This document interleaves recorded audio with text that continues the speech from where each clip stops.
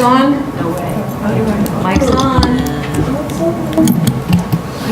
Good morning. This is the New York City Board of Standards and Appeals Public Review Session for September 13, 2016. We'll begin with the special order calendar. Decision items. Item number 1, 81885 BZ, 119 Christopher Street, Manhattan. Yeah. 119 Christopher Street. Yes, Yeah. that's the revised September 13th. Is there something wrong? Your calendar? Yeah. Here you go. 119 Christopher Street.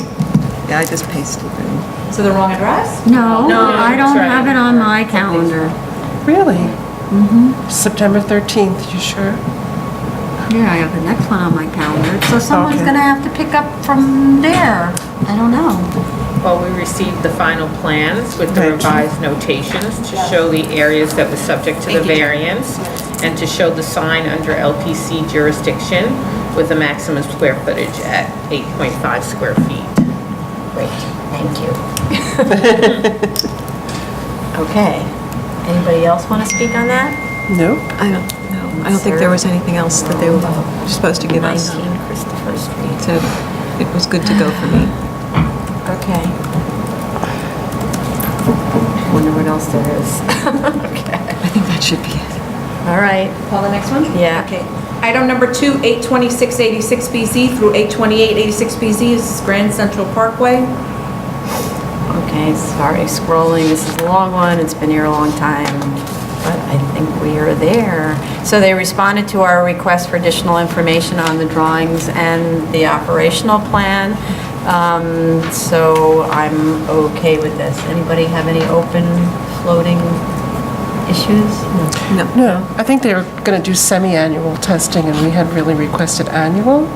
So that's Right. even better. But I like semi-annual, That's so good, I'm not right. going to contradict. And when we say semi, that means every 6 months. Exactly. We're going to have to look that up and make sure. Right. I'm gonna And put that that they- in parentheses in the resolution. And they're not going to add any radio antenna, FM radio Right. antenna, unless they come back to us first. Correct. So I'll tell you what the conditions that Oh, I'm okay. suggesting are, since you brought up conditions.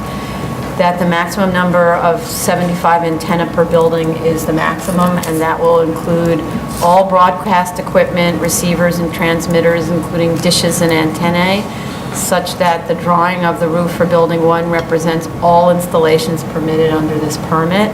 That no additional FM or AM radio antenna shall be added to any of the buildings or replace any of the existing antennae, because you could say antenna for antennae.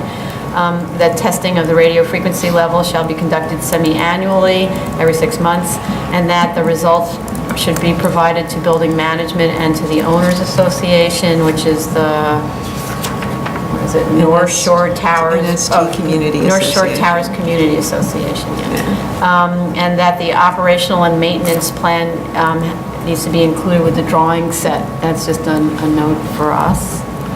Anything else? Did I leave anything else? Okay. Great. Continued hearing items. Item number 3, 19649 BZ, 1280 Allerton Avenue, the Bronx. They submitted a photo of the graffiti cleanup and improved uniformly painted brick wall as opposed to this splotchy thing. And they repaired the fence, as far as I could tell from the photo. Noticing that the ownership really needs to stay on top of its property maintenance, so that will be part of the condition. Does anybody have any other comments? Because I'll read the conditions. So the conditions would be no vehicle or U-Haul rental. All the landscaping shown on the drawings must be maintained and replaced as needed. The site must be maintained graffiti-free. No parking on the sidewalk. Tires must be stored at the building interior. They have to institute an annual maintenance plan to repair in general and paint the brickwork and maintain the fencing and the asphalt and repair and replace as needed, all of those things. Okay? Yeah, go ahead. Item number 4, 11402 BZ, 2493 Richmond Road, Staten Island. Okay. They submitted photos of the planting in place. I just have a few more issues that remain on that. The site plan has to be checked against the current reality. I don't know whether that was done because I mentioned it to, actually, I think this was Tony's case, no, to Carlo. But anyway, it has to be checked against the current reality and verify that the photos are taken from where indicated. For example, photo number 2 appears to show the ramp turning to the sidewalk, not the parking lot, with a stair on the street side and landscaping broken into separate areas.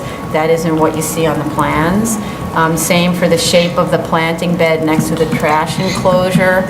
In photo number 9, the side stair and some kind of enclosure, I think it's for condensers, are not shown on the site plan.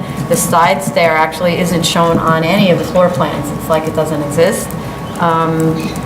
Photo 14 shows a fence enclosure that isn't shown on the plan, so that has to be coordinated. We have to have what there is, drawings of what there is. The applicant also asked to maintain the sign on the property, but hasn't shown that it complies with either the C1 or our district zoning regulations where medical offices are permitted, right? Nor was a drawing of it with dimensions provided, so we need that. We also asked at the last hearing that a landscaping plan that identifies the types and numbers of shrubs and trees be provided, which wasn't. We also asked whether there was a difference between the proposed plans and the approved plans, which wasn't responded to, but I certainly see a difference on the site plan versus the photographs. And I'm just noting that community board voted to disapprove this. Anybody else? Did this community board give us issues as to why they No, and disapproved we it? didn't. I asked Carlo actually to call the community board, so I don't know if he heard, but we can address that tomorrow. We'll figure out. Yeah, okay. New Anybody case, else? I'm sorry. I'm sorry. Anybody else? New cases, item number 5, 1792 BZ, 6006 12 Northern Boulevard, Queens. Okay, the community board approved this on condition with a very long list of conditions. They really reviewed this carefully. I thought most of those conditions sounded very reasonable, and the applicant has responded in writing to many of these, but should indicate on the plans how it is complied with these conditions. The work on the fencing that they're showing and the landscaping has to be done before we vote on this. The lot area in the statement of facts is incorrect, needs to be corrected. The dumpster, there was one request that the dumpster be relocated, and the response by the applicant was that it can't be relocated. I think they need to look at that again. There must be a way of dealing with that. I'm not sure what the issue is, whether the issue is noise or during pickup or odors. Whatever it is, a dumpster adjacent to residential property is a nuisance, and it should be relocated. They need to provide information on compliance with the then 1994 conditional neg deck, which required signal retimings at the intersections, soil and groundwater sampling and remediation. There was no discussion about that. The community board actually referred to that neg deck, conditional neg deck. They need to explain the 2001 application for rescission of the variance that was withdrawn. Like, what was the story with that? The approved plans show a 2,334 square foot building was approved. The statement of facts state it is 2,497 square feet, so was the size of the building changed? Is this an application to modify that, or is that just a mistake? They need to show the signage calculation drawings and show they comply with C1 regulations. The parking spaces need to be numbered on the site plan. And it looks like the request is to reduce the number of parking spaces. That needs to be clarified. They need to provide a detailed landscaping plan showing number and type of existing and proposed shrubs and trees. Clarify the fencing proposal on the plans. Provide a zoning calculation sheet like the one that was provided with the original proposal, since it seems there's a slight increase in floor area. And with respect to the menu board, if the menu board sound levels as currently set and dumpster activities are disturbing to residential neighbors, then they need to install an acoustical barrier at the property line, in addition to or in lieu of standard fencing. And we've seen a number of these where the acoustical barrier is something that's just hung on the fence, so you still have the decorative fence behind. And then it can be concealed in most cases by landscaping. And it's usually green, so it blends in with the trees. Anybody else?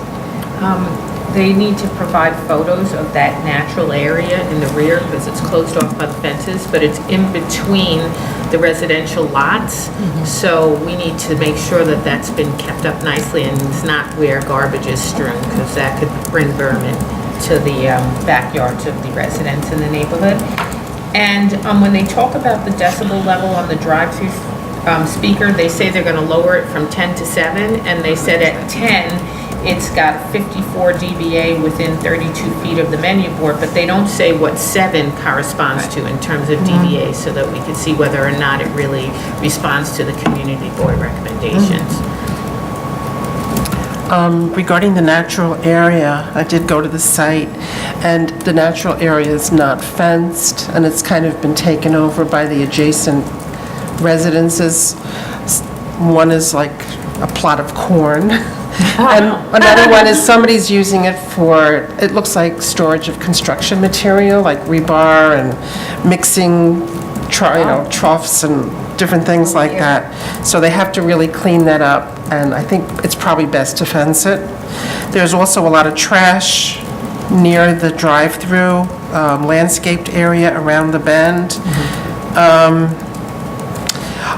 The landscaping is basically absent on the 60th Street frontage, and I just think because pedestrians probably use it as a shortcut, they should either provide a pedestrian entry or path through the landscaping, and maybe possibly a fence, because I just think people just walk through, and maybe that's why the landscaping didn't last.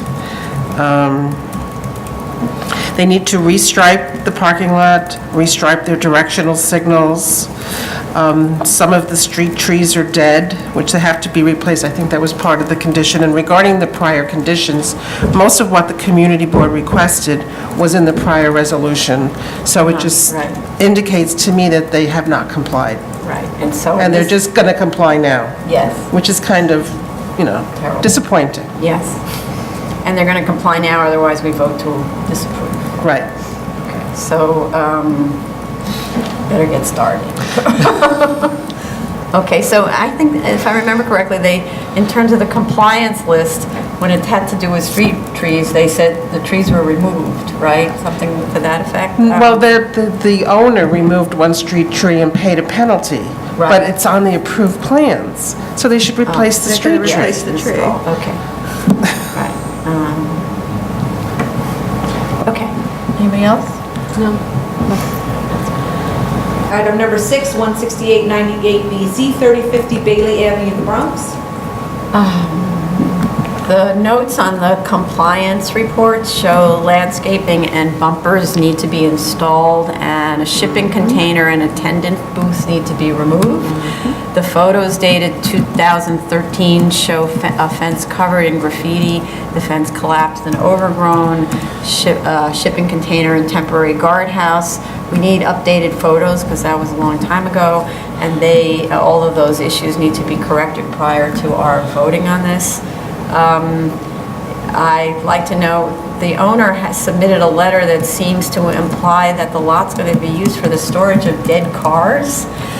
That's not the purpose of a public parking lot, so I didn't understand that letter. That's not okay. It's also a different use. Yeah. The storage of dead cars Right. is yeah.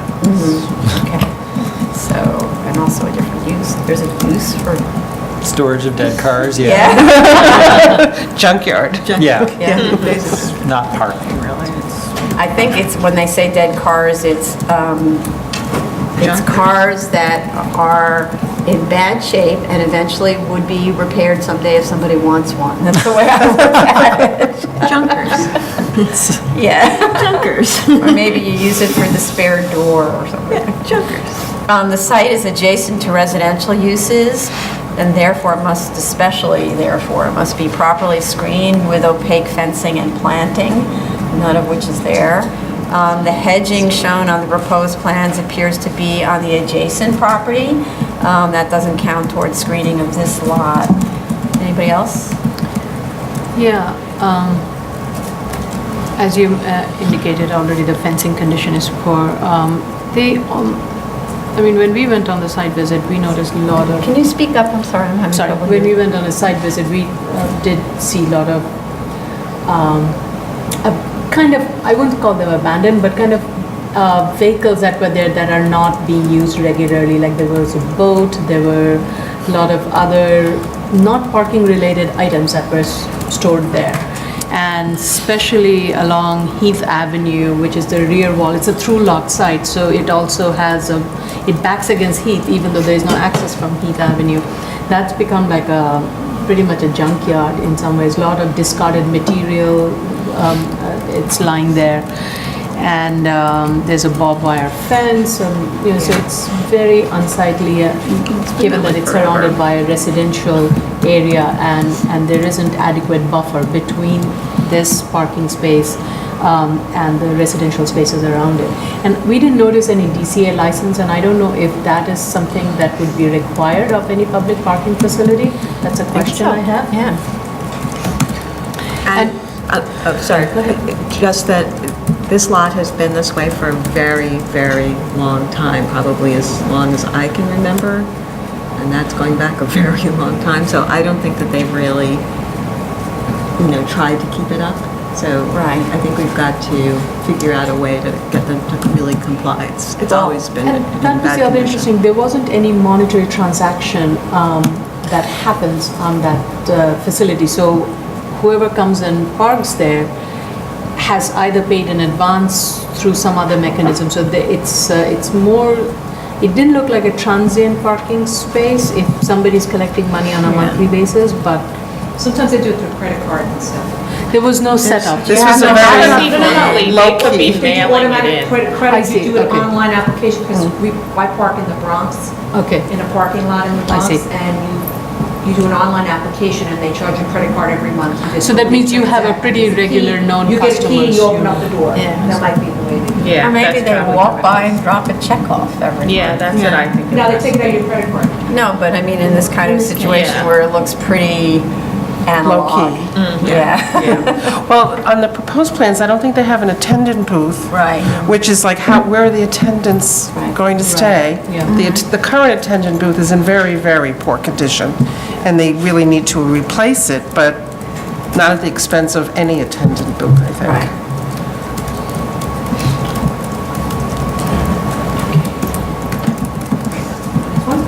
Item number 7, 16998 BC, 3141 Bailey Avenue, the Bronx. Similarly, Right. the compliance notes on this one indicate that the planting, lighting, complying signage, fencing, screening are all non-complying and need to be corrected. They need to be corrected before we vote on this. Ditto for the tire rack and tires, and the curb cut on Albany Crescent that's supposed to be removed. There's a note about damaged cars. I didn't really understand that note. Again, is this dead car storage? Yes. Well, Yes. this is a service, it's an Right. active service station But that it's- might be collecting cars that, people don't pay the bill, and so they're end up stuck with a car. Right. The service station is in very poor condition. Right. It's- Yeah. Really, there's like a ripped tarp covering a lean-to Yeah. against the service building. There are tires against the fence and all manner of garbage and garbage bags everywhere along the fence. They are even using the space behind the building to store a dumpster with used automotive parts. And then if you look between the two buildings, the residential building and the service building, there's loads of garbage, hefty bags, ladder, everything. It's like they're like, oh, extended storage, and they just, are throwing things back there. And this, like the other side, has been this way for a long time. Yeah. My concern with this is, while it does show that there are two curb cuts and one of the curb cuts is proposed to be closed, when we went on a site visit, so the space is so tight and the number of vehicles that are there, in order to maneuver into the site, the vehicles were using the sidewalk to kind of park the cars and then kind of move that. But if you keep that other curb cut open, maybe it will be easier to maneuver in and out rather than relying on the sidewalk to back in and back out of the parking space. So I think I definitely would like to get a better understanding of how the vehicles are maneuvered and how many cars are going to be stored, because right now, the proposed plan shows a different store stacking. Maybe that would be better, but we still need to understand how the vehicles are going to be maneuvered in and out of this facility, because it seemed like quite an active space, very well utilized. And there were cars on the sidewalk. There were cars. Oh, yes, I think we saw Yeah, cars on we the saw sidewalk. Cars on the Yeah. sidewalk. And then there were some engines in the yard, and there was an engine puller, which made you think they didn't do all the repair work inside the building. They don't. And, there was a sign that said 24-hour Yeah. tire repair, which they're only supposed to operate 8 to 8 and be closed on Sunday. Yeah. Wow. So this is one of those things where if they can't comply with the terms of the approval, no more approval. So, and we might need to keep a very close watch on this, where we don't give them much of an extension, because if they can't maintain the site properly, it becomes really a nuisance. I can't remember when it didn't look like this. It's what it felt like. So, yeah, well, we should find out whether it's the same owner throughout. It's not like the new owner came and cleaned it up. Not so much. Okay. Yeah. Okay. Appeals calendar, decision items, item number 8, 260-15A, Bard Avenue, Staten Island. Okay, sorry, going down. Okay, so the plans were modified to clear up the zoning and code questions, and a draft restrictive deck was provided and reviewed by council, our council, to meet fire department regs. So I think we're okay with this. And the condition on approval would be that the restrictive declaration be executed and recorded against the property prior to issuance of a C of O. Okay. New cases, item number 9, 1705A, 3329 and 3333 Giles Place, the Bronx. So this is such an interesting history, this case. But independent of its very interesting history back and forth and so on through the courts, I just would like to know whether the test in Putnam that has to do with the divestment of rights has been addressed. It hasn't been addressed in the statement of facts, so it should be. That has to do with whether there's been an overt act and intent to abandon, a recoupment of investment, or that allowing this now would have an impact on public safety and welfare. And then the other thing, my other question is, the site is really overgrown and essentially the property's been taken back by nature. So I'd like to know whether there's an engineering report stating that the work in place can be utilized for this project, because at what point does it become just a ruin? It's not. Well, this has been subject to litigation for Yes. almost the past decade, so Right. I don't know if they failed a test in terms of keeping their vested right alive. It seems like the whole litigation, the whole goal of the litigation was to be able to construct. Yes, right, the litigation So, was. yeah, so what I'm saying is I don't think they have abandoned their right to. You know, Right. they haven't shown abandonment, even though they haven't worked on it, they've kind of been stopped from working on it while they've been going through all of the appeals. Yes, but the reason that I asked for it is because that's the test, and it wasn't provided in the statement that was submitted to us. So we should go through, for instance, in the meantime, was it sold and sold at a profit? You know, something like that. So those are the kinds of things that a court, because in Putnam, and I think, yeah, in Putnam, there was an issue of something, or maybe it was 202 developers. There was an issue where it had been in litigation, no work had gone on for a really long time, and then there was a completely changed circumstance, where in that case, the developer sold some of the units and recouped the investment. And so that was a case where the court said, it's a changed circumstance and you no longer need the vesting because you've recouped your loss. I don't think that's what happened here, but it should be addressed. Yeah.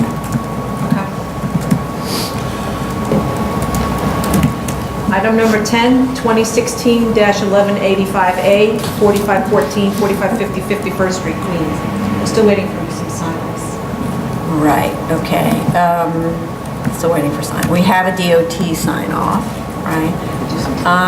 The address on the, we have some submissions from fire department and DEP, neither of which are very good, but they refer, there's a lot of different address references. So I need to make sure that they're all referring to the right addresses. The survey refers to Lot 54 as 45-40 51st Street and Lot 53 as 45-14 51st Street, whereas there are two fire department letters, one of which refers to it as 45-26 51st Street. So just to coordinate all those different addresses. The floor area of the proposed building needs to be corrected. There are internal discrepancies in the statement of facts. Also, in the statement of facts, it says the curb cuts are 24 inches, which just really wouldn't work out. So that needs to be corrected. So the DEP letter of July of 2016 has a bunch of requests that need to be addressed. They're just general corrections to the drawings, but the fire department has much bigger problems. As of its May 11th letter, it says the new building's height and setback will prevent proper fire department rescue operations, and the existing roadway is approximately 18 feet wide and therefore cannot comply with Fire Code Section 503.2.7, and then they tell you what that states. The statement of facts states that the right to build in the widening line will affect the turning radius, that if they're not allowed to do that, they won't be able to get a turning radius. But the parking area that they're showing is holding the 30-foot street width line and isn't proposed to pull forward to match the building that's only got a 20-foot street width line. So the explanation that they gave, other than some loss of floor area, doesn't really seem to be a good reason not to set the new building back to allow a 30-foot street width line. The plans provided don't show the widths of the proposed streets, but you know, you have to kind of figure it out from the survey and so on. The survey does show, so the plans have to show the proposed widths of all the parts of the street. But then I'd like the fire department to address, though, that the existing building already sits at the 20-foot street width location, as does one other building on the south corner of 51st Street, and the fire department should review the project in light of that current condition. But I still feel that there's no reason why, if you're building a new building, you can't set back the 10 feet and then make everything uniform. It really juts out into the street line. And then just a kind of, let's say, a bookkeeping subject. The folder has many different proposed site plans, They need, all the ones that aren't applicable need to be removed, and those plans voided. They don't seem to contradict each other, but there are just a lot of site plans in the folder. So, Yeah, I think they submitted one that is an as-of right. yeah, there was an as-of-right, but there were several proposed site plans. I found like 3. And each time I looked at it, I'm like, oh, well, I already looked at this one. I'll relook at the Yeah. folder, I'm sorry. Yeah, there is an as-of-right. There's a maneuverability That's for diagram. traffic thing, Yeah, Right. maneuverability on the site. Yeah, That's that- proposed. right, but maybe, I'll yeah, look at okay. the folder, okay. 'Cause there's a Anybody couple that we asked for different else things with on. this? Okay. Yes, regarding the street width, all along this street, cars are parked, so there's a lane of cars parked. And then in addition to the small width, all the utility poles and the hydrants are in the street. There's no sidewalk on the other side, so that reduces the effective width of the street even further. So, I don't know, maybe the resulting net width is about 10 feet, which Wow. is very, very narrow. I did see a late submission about, something about applying, speaking to DOT about getting a no parking area or something like that. It's not really feasible. Yeah. I mean, because there's just, every business along the line has cars parked there. Right. And sometimes there's actually, where it recesses back, there's cars double parked. Cars in there. So, I mean, It would be It's impossible to not an manage. area Yeah. that is monitored. It's. It would be Yeah. impossible So to manage. but having that sign is just perfunctory. I just had a question for the fire department, because I was just curious about it, because they make a statement, I believe, that the existing roadway is only 18 feet wide, and it can't accommodate both the parking and the access from the fire trucks, but they seem to indicate that if the building was 3 stories instead of its original iteration, it would be fine. And I was wondering, did I read it wrong, or what is the distinction? What makes the difference to them in terms of building height and the ability to rescue, even though the street width is really not adequate for them? Right. So that's all, I was just curious if it was like, their ladder can reach it, if it's only 2 stories from the street, I don't know. I have a question, and that's regarding the site. The site has a fairly, as per the proposed plan, it has a fairly large parking area, and for the amount of vehicles that is going to be, that will be coming and going, and the number of trucks maneuvering, and that's why I think they provided the maneuvering plan. It's very generous.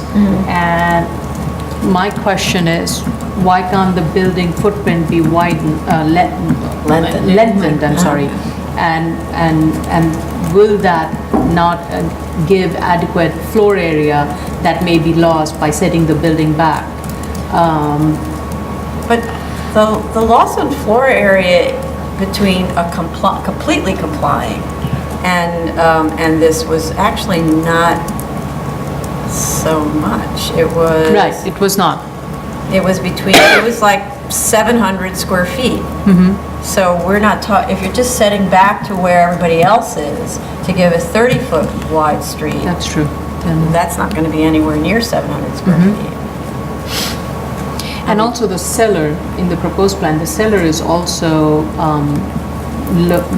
going to be located into the mapped street bed, and I'm not sure if that, maybe that should be moved back Right. to the mapped street line. I So don't know that if that's it's- an issue in terms of utilities or other things. Okay. Well, if DOT didn't have a problem.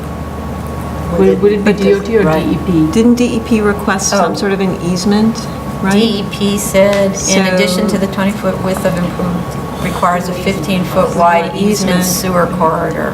So that would be located where that cellar might be, Yeah. right? So Right. they Yeah. have to deal with DEP on that. Okay. Okay. Zoning calendar, decision items, item number 11, 30-14BZ, 6101 16th Avenue, Brooklyn. Wanted to defer this. Item number 12, 3114BZ, 165 Spencer Street. Likewise, defer for air quality review. Item number 13, 33314BZ, 2323 East Fifth Street, Brooklyn. Okay, the plans were revised to show a 9-foot total side yard width that complies with the minimum total side yard width requirements. The rear wall at the second floor and attic were pulled back to provide a 25-foot rear yard, which is much more respectful of the neighborhood character at the rear yards. This results in a corresponding reduction in the FAR, lot coverage, and an increase in open space, all of which are more respectful of neighborhood character. So I think we have a project. Everybody else okay? Item number 14, 4415BZ, 145 Central Park North. Deferred, they're asking to defer this 2 months.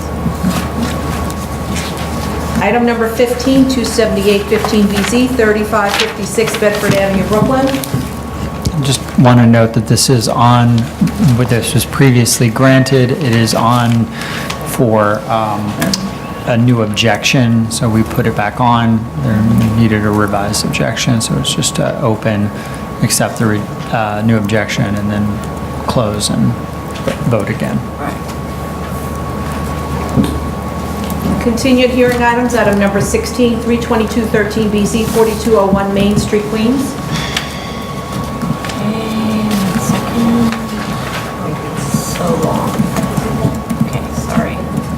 All right, they submitted revised plans showing the planting beds, but not along the property line oh, sorry, that's, no, that's right. Yeah, the planting beds, but not along the property line adjacent to the residential building. They argues it shouldn't have to have one because it is against a wall and that an in-ground bed would create water infiltration problems for that building.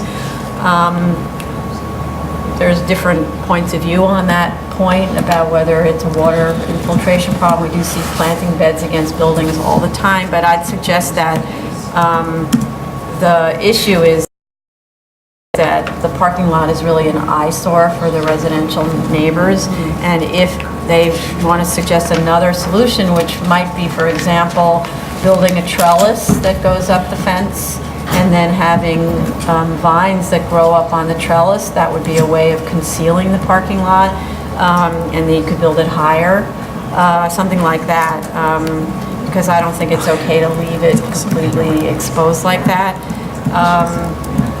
Then also, one suggestion is we might be able to take a look at what the planting looks like once installed on the other perimeters and see how that looks, but my gut says that there should be a treatment on that side in order to sort of reduce the rather ugliness, not to mention the fact that now they're going to be stackers. So there's kind of more things to look at in there that won't be very attractive. And go ahead. I think the stackers are where it's going to be located, no matter how high of a vine or a planting, Right. it is going to be visible, unfortunately. But that is one way of addressing the parking requirement that they're talking about. And I think it is the best location right now, in the sense it's so far, it's furthest away from all the residential, so the noise generating from the stacker. Right, and it's in a would be C less. district. It's in the so- C district, exactly. Right. But so the planting plan, though, and the statement of facts don't align. They need to. The statement of facts states that there will be 5 cedars planted at 2-foot intervals for a total of 39 plants. The drawing shows 5-foot white cedars at 5-foot spacing for a total of 74 plants.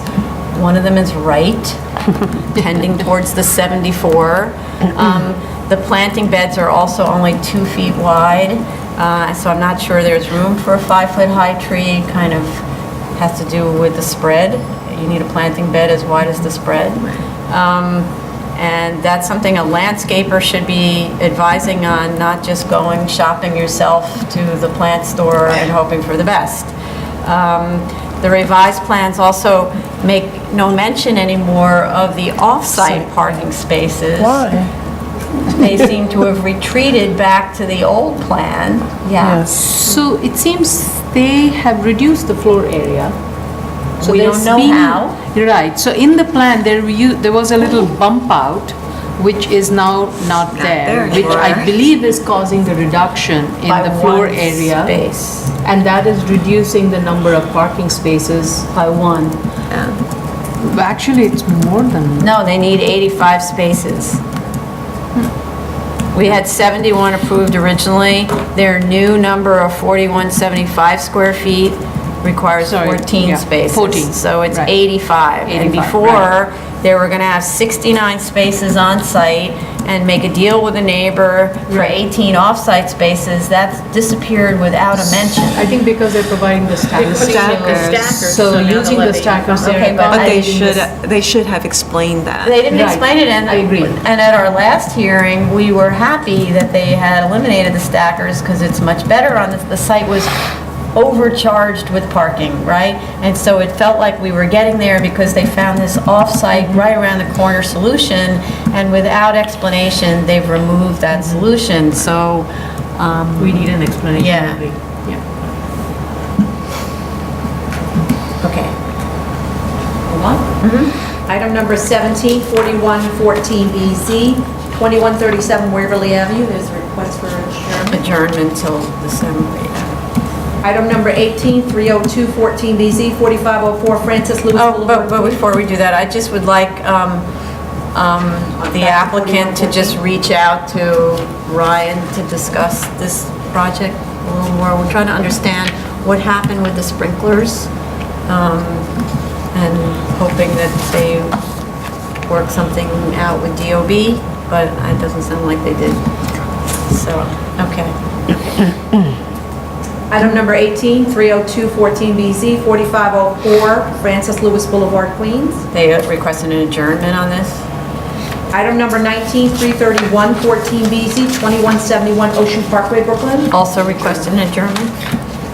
Item number 20, 9315BZ, 1011 Reeds Lane, Queens. Okay.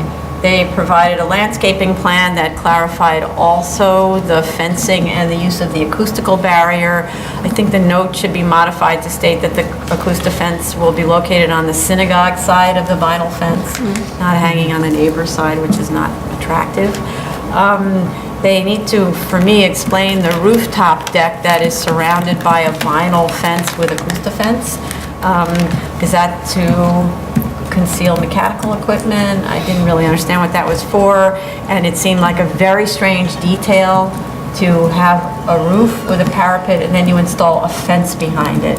Normally, it's a railing, so I'd like a better detail of that. Shouldn't be a tack-on fence that's like an afterthought. The building is shown fully sprinklered as we requested.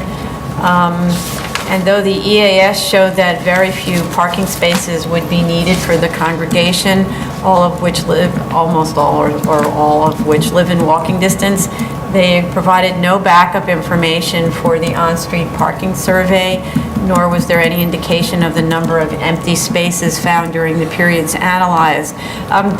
Just as a kind of advice, that's the kind of thing that the client can actually do. They can just walk the neighborhood during those hours and count the parking spaces, and report that at those hours there were this many parking spaces. You don't necessarily have to hire an expensive consultant, but we really do need to know how many spaces, not kind of a theoretical analysis, or just a guesstimate. This wasn't even really a guesstimate. It was, don't worry, there's plenty of spaces. So, did I leave anything out about that? Did anybody want to add anything on this one? Well, Yeah, no, I meant About the about the EAS, just because we were going back and forth a little bit on that. the pedestrian trips. Yeah. Oh, you're gonna, okay. No, so, Jonathan, Mike on. So I gave a heads up to the applicant, letting them know that the statement that there's ample parking has to be based in with quantitative data, and I attached a parking study that the board recently really liked. That's an example of how this can be better explained. Okay. and Okay. Backed up. Okay, and what did you want? Oh, the pedestrian study, I guess the maximum is 417 trips on Saturday. And they basically just said they're going to have somebody like just tell everybody go home or dismiss them. But I didn't think it really, I think the threshold is 200 pedestrian trips in the EAS. So I didn't really think they answered that properly. Saturday, okay. I think part of that had to do with the increment, I believe. Oh, the increment. Right Yeah. between the, I believe that's what we talked Yeah, about. on these types of variances with a programmatic need for a synagogue, we allow them to So the increment was analyze less the than increment. 200. Yeah. Correct. I think it was like 157. It was something. Okay. I believe so.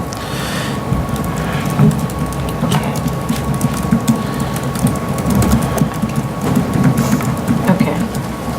All right, so I wanted to note also that a lot of this says it on the plans, but I wanted to be very clear that, because it's funny about how plans work with notes. When you have the note that says windows shall be rated STC 32 typical. Typical where? Typical this facade, typical the other facade, typical this floor, or, so that can be interpreted any way by a contractor. So I want to make it clear that throughout the building, the windows have to be rated STC 32. And then the acoustical fencing has to be around the entire perimeter of the property except for the front lot line. And okay, and then we can talk about the rest at the hearing. Okay? Item number 21, 10115 BC, 830 Hicksville Road, Queens.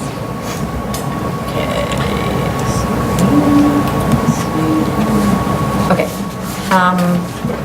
There was a revised diagram that I thought was really helpful clarifying the scope of the waivers.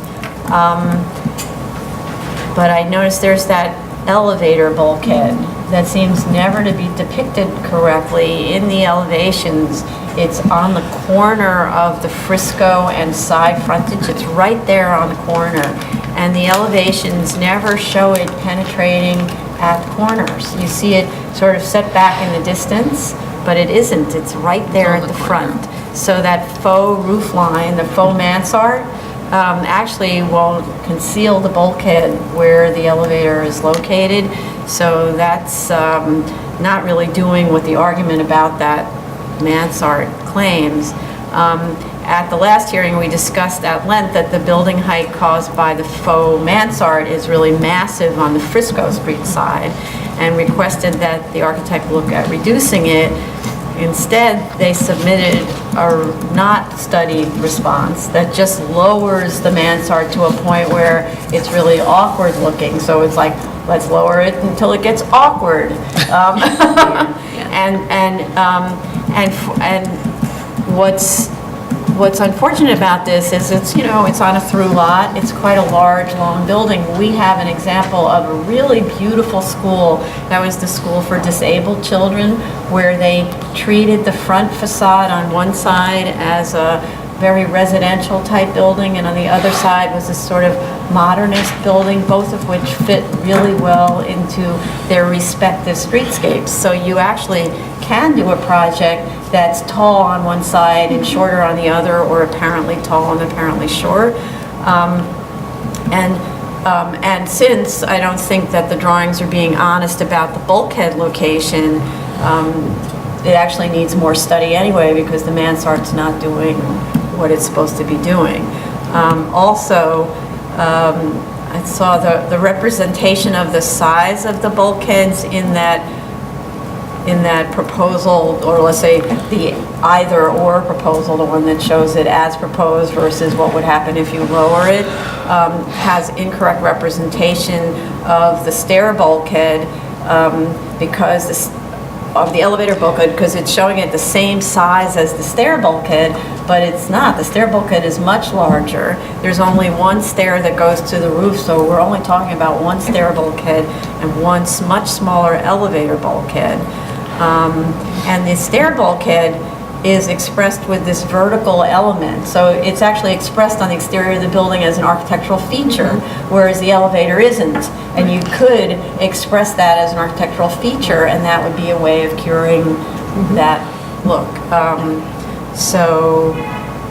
Also, we asked them to show the mechanicals on the roof, which they didn't do to the extent known. You know, you kind of know there's going to be mechanicals. On the plot plan, the tree spacing needs to be indicated to create a dense buffer between the residential properties that are adjacent and indicate the type of fence. We discussed at the last hearing that it be wrought iron to comport with the residential character of the neighborhood and not chain link. In this case, I'm not really sure, but in expectation that maybe the side yards end up being used by people, there should probably be an acoustical barrier on the inside of that fence as well. That seems to be a reasonable solution for these kinds of uses. No trash storage was shown. I think we talked about that also. It has to be on the interior of the building. The presence of the kitchen in the cellar implies there's might be a need for refrigerated trash storage as well. And with respect to available on-street parking, similarly, there was no parking study conducted, and the applicant applied some guesstimates of area parking needs without doing an actual count of available spaces during peak hours of need. So that needs to be improved. Did anybody want to add anything about the EAS or parking review?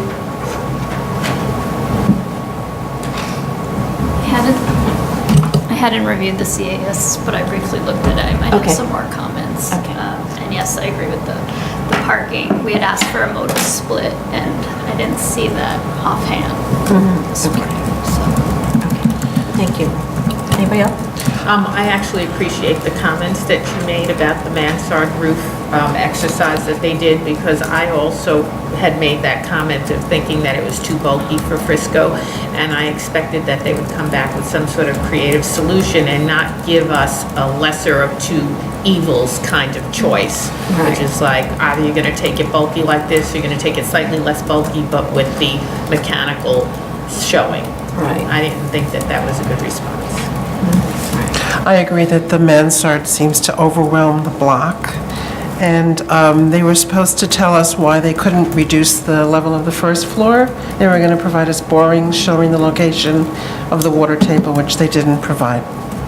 Right, okay. But they did talk about the, raising that first floor 3 feet higher than grade, part of which was for the, the opulence and appearance of the building, but part of it was to protect it from flooding, but they have a cellar that actually is a finished occupied cellar, and they don't seem to be worried about that being subject to flooding. So I didn't quite understand that argument.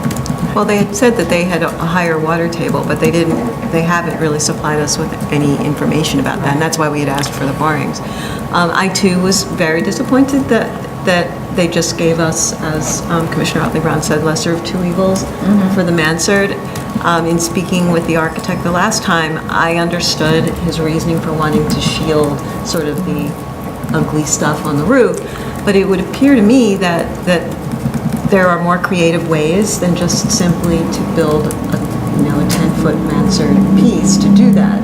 And especially if you really take a look at what needs to be on the roof, you could get creative and make something that's actually attractive while you're hiding all of this stuff. So I think, and at our last hearing, I thought we tried to impress upon the architect that he should be more creative and not just simply, lower the roof and then let's see what happens. It's really about incorporating what his ideas were in terms of trying to hide things, but making that a more acceptable form on the roof.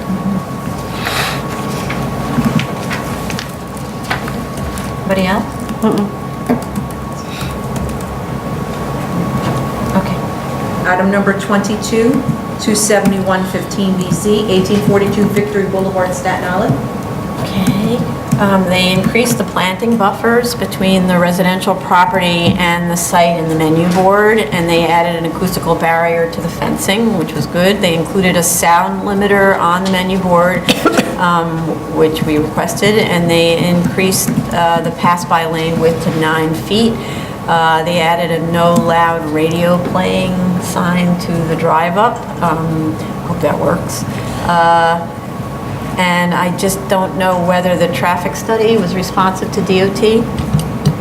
Yes, DOT had several rounds of edits and just minor edits. So they have given a sign off through email on Friday. Oh, okay, And, they've signed off now. Yes. Okay. And they asked for a slight revision to the plan because the curb cut on Leicester was a little small, so they have increased that. So the applicant will need to formally submit the final traffic study along with the final plan with the new curb cut. And they were holding off on they had to submit a new EAS for both when the site was expanded. So I told them to hold off, but now they can do that as well with the new traffic data. Okay. And I've asked DOT for a formal letter. Okay.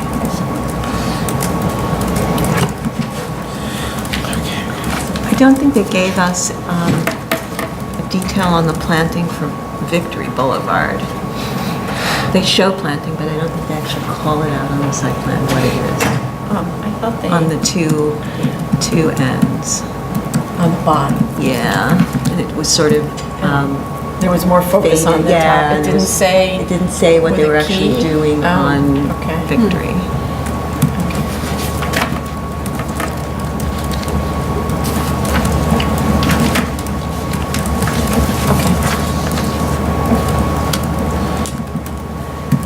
Okay. Okay, new cases on the zoning calendar. Item number 1, 24815 BZ, 150-15 Barclay Avenue, Queens. Okay, we need a community board recommendation. And I'm noting that the staff had requested the following prior to the hearing, which was not submitted, and just make a note that staff asks for these things prior to hearing. It helps speed up the hearing process if you actually provide the things that staff requests, because now we're going to ask for them, and that adds at least a hearing, if not more, to the process, and that can take a long time. So a reference map with the parking rules for the streets that were surveyed, a circulation plan and explanation of how vehicles are going to be maneuvered, a description of the number of employees and visitors along with a modal split. Will employees be parking on the site? An updated EAS with revised description of the parking layout based on the most recent plans. And the EAS should also include all the graphics stated in Part 1, Question 7 of the form and all the recent plans. Those were the staff requests, so those are my requests too. They did submit the circulation plan later, Okay. at the end of last week. At the end of last week, okay. So I also need the backup for the trip generation rates. These are my comments in addition. Provide information on the distance to public transport to support the assumption that only 30% arrive by private car. And what about staff transport and their parking needs, which is related to the staff question, to our staff question. And the chart actually shows that 25 spaces proposed to be provided is really cutting it close for almost the entire day, from 9 to 5, where between 25 and 20, I made a typo here, 29 spaces, right, are needed. There's no room for error with this plan. So the site plan seems to show other opportunities for spaces with attended parking. Or, for example, back-to-back stackers where you drive through one to get to the other at the rear, or a deeper cellar for triple stackers maybe, and we need a maneuverability diagram. For on-street parking space availability, we need the backup and show the location of the available spaces on a map. And I think Yeah, those because were my comments. the Yeah. signs, if you look at the signs on the street, and then you try to correlate it with the day that they actually did their, analysis, you realize that there are streets that don't allow parking at the particular times. So, there's no parking on Murray between Sanford and Barclay on one side of the street, as well as on the, I guess it's Thursdays, you can't park there either. So, they gave us a Tuesday. There are plenty of other days where you can't park in that area on certain streets. So I think they really need to kind of look at that in more depth. And I just got all that information from the DOT site that tells you when you can park. So it's not that hard to have accomplished. Usually we ask for them to totally be able to accommodate their demand on site. Right. So they do have 4 extra spaces that they're short, and I don't understand why they can't put stackers in the first floor rear yard, because it backs up against industrial and community facility use, so it's not like it's really going to be bothering anybody. And that would be a good place to stick 4 extra spaces. And I had a question about the traffic study, because it seems like Table 2, weekday hourly parking demand, or rather the parking study, and Table 3, Saturday hourly parking demand, are exactly the same in the report. And I guess it's based on the same temporal distribution, but I don't understand why they assume that you'd have the same driving patterns on a weekday as a weekend, when people often will take public transportation on a weekday because they're coming from work, whereas a weekend you're coming from home, you might be more likely to drive, which will shift your statistics totally, because then there'd be more cars. So I'd like them to address that. Anything else? I had some questions. One was regarding fencing, whether the fencing will be all around the property. Whether the fencing, The fencing will be around the property and just in the front, it wasn't clear. Just a minor thing in terms of, there's a really beautiful mature tree right in front of the property, and that's where the driveway is proposed. I don't know if there's any way to kind of flip the plan to keep that tree so that becomes the pedestrian entrance and the pedestrian entrance becomes the driveway, just kind of flipping the plan, if that's at all possible. Then I had a question in terms of whether the parking on the site will be free of cost to anybody using it, and will it be primarily for visitors, or will it be for also staff? So if the staff is parking there most of the time, is the additional for visitors? That, I think that needs to be clarified. The recent operational plan of the maneuverability plan that's been submitted, I'm still not convinced that it would work, because right at the entrance is the reservoir space number 1. So if I'm driving in, I'm visiting my daughter there, I'm driving in, I don't know whether I'm supposed to go take my car all the way down to the cellar when the attendant booth is on the first floor, or am I supposed to leave the car right in front of that ramp that's going down, or should I just scoot to the side and go where the attendant booth is? So it's not at all clear how the circulation will flow, and that can result in backup onto the sides, onto the sidewalk into a very, it's a narrow street, which is a 2-lane street, so there is going to be turning movements, vehicles coming from either direction. So I'm not still clear as to how the proposed maneuverability plan will work in that situation. I think some more thought needs to be given, and I don't know if a professional parking operator has been engaged in discussing how this plan would work.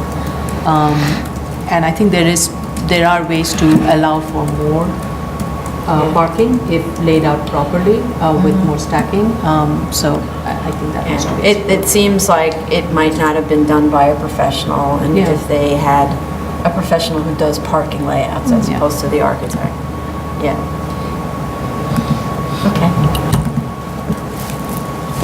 Item number 2, 254-15BZ, 98 Avenue A, Manhattan. Okay, I just note that the floor plans that were submitted showed the ductwork. I think the ductwork should be removed from the plans. That's usually just turning off a layer on the print, because otherwise we're approving the root of the ductwork. And then if they change the route, they're gonna have to come back here, at least for a letter of substantial compliance. The treadmills and spin cycles are located directly below the residential uses. We've learned that those are a source of annoying vibration, so we need much better acoustical details about the floating flooring, the rubber flooring material, the hung ceiling detail, which should be a detail with a spring isolator, and better details to ensure separation between the floating floor and the building structure, because otherwise the people right upstairs are going to be vibrating in their beds. Anybody else on this? Okay. Item number 3, 2016-4152BZ, 325 Avenue Y, Brooklyn. Okay. So this is back in another form.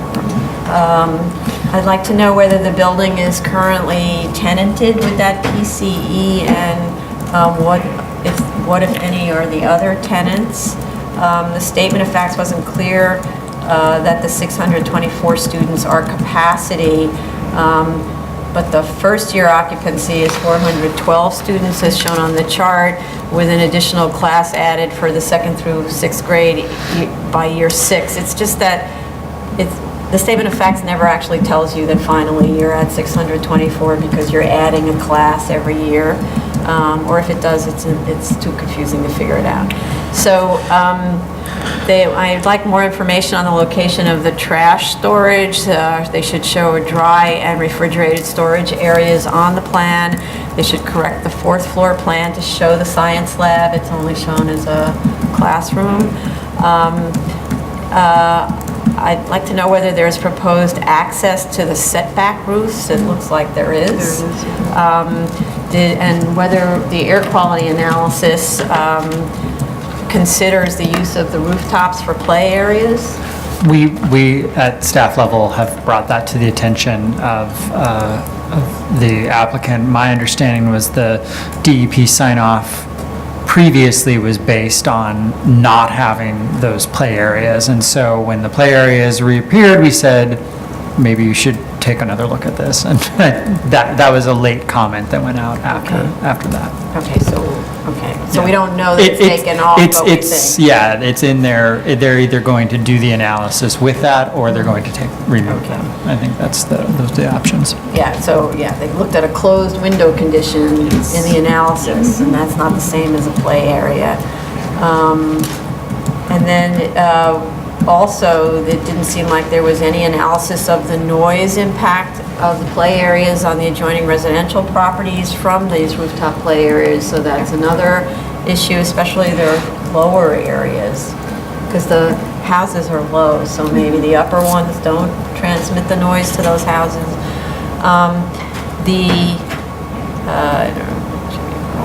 So DEP also stated that indoor air quality monitoring should be provided, which wasn't done as far as I know. In addition to that, rooftop air quality monitoring should be conducted if we're going to have a rooftop. We need indoor air quality now that we have an indoor.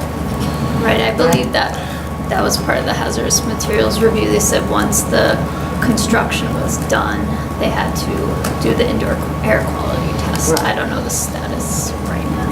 Okay, so. Based on construction. If it's based on construction, this would be a condition of our approval. But what I don't understand is, the building is built, right? Why can't there be an indoor air quality analysis done now? Because the issue had to do with the windows also, right? So they said they're going to be upping.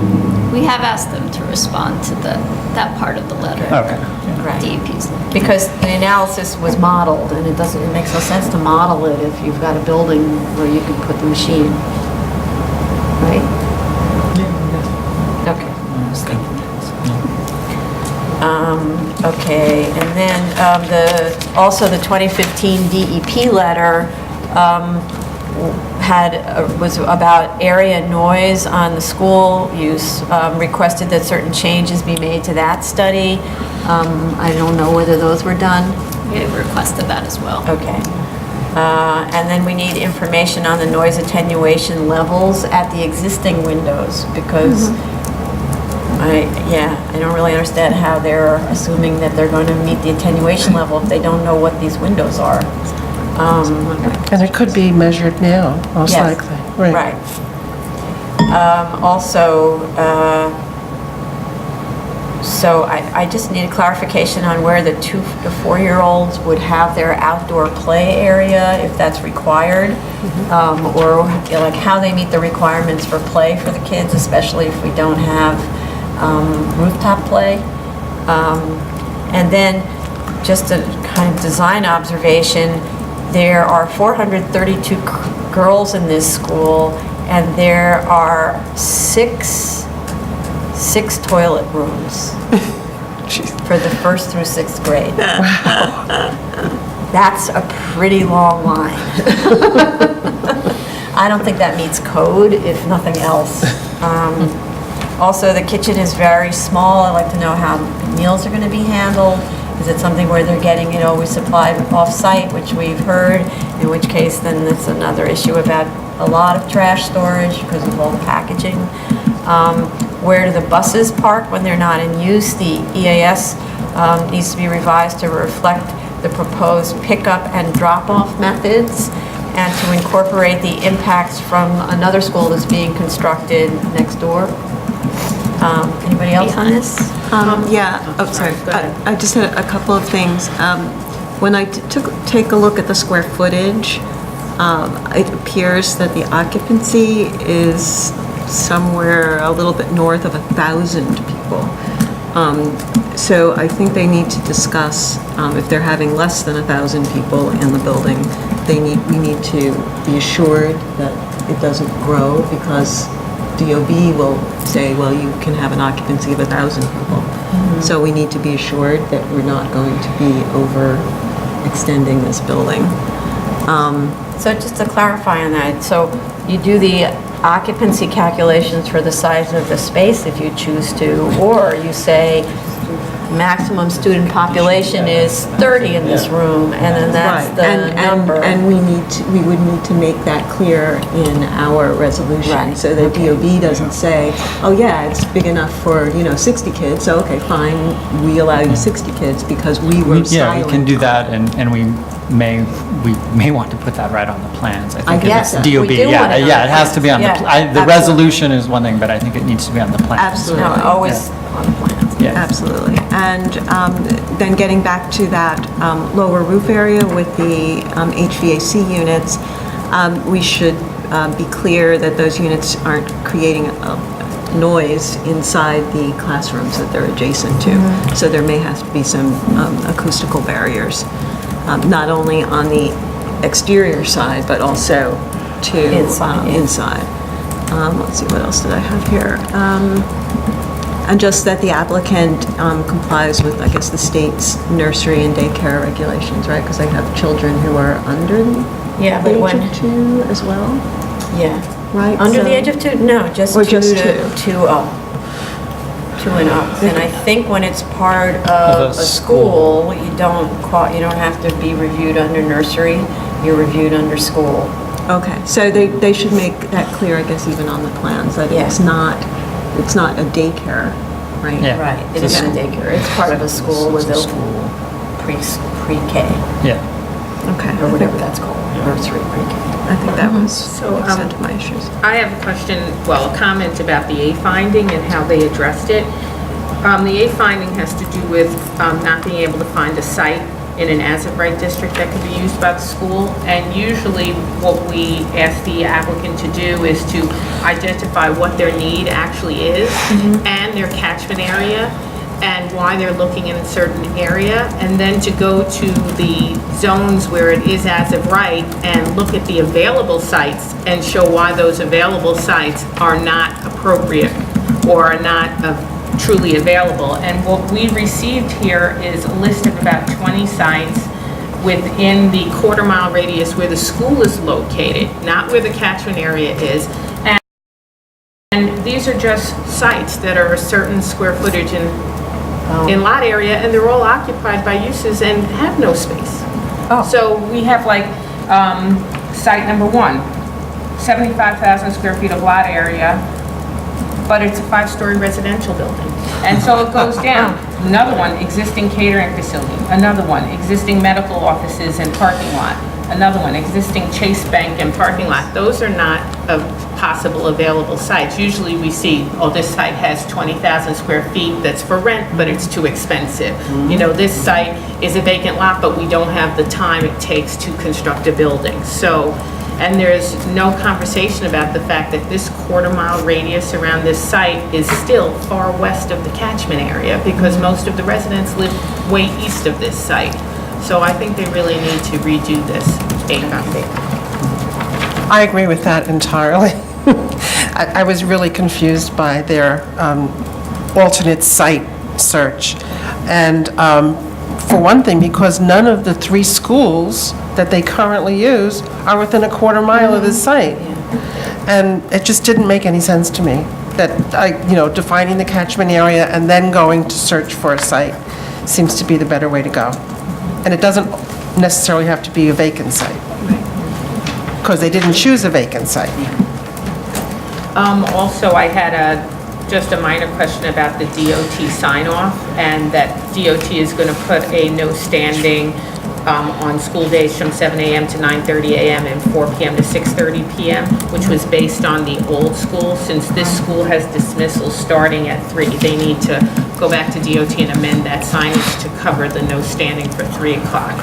It's my understanding that the DOT, all of that's being revisited pending the school that is next door that DOT has been working with SCA on. So there's a whole, there's a whole rework that has to go on there. So that's a public school? Yeah. Okay. Yeah, it sort of cropped up at the last minute. Lots of fun, yeah. Wait, yeah. Okay. Anybody else? Nope. I think we've Yeah. addressed all my questions. Great, thank you.